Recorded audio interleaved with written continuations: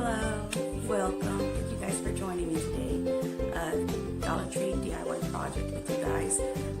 What we're going to be making is Easter egg dome. So without further ado, let's go ahead and just get started. And if you enjoy this video, please subscribe and hit that little like button.